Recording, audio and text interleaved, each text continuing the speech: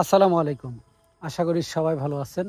আলহামদুলিল্লাহ আমরা অনেক ভালো আছি। তো বন্ধুরা, আজকে আবারও নতুন একটা ভিডিও নিয়ে আপনাদের মাঝে হাজির হলাম। আজকে আপনাদেরকে দেখাতে চলেছি একটি ব্যাটারি চালিত অটো ভ্যান গাড়ি। আর এই গাড়িটা আমাদেরকে অর্ডার করেছে গাইবান্ধা থেকে। তো গাইবান্ধা থেকে অর্ডার করেছে, আমরা গাড়িটি আজকে ডেলিভারি দিয়ে দিচ্ছি।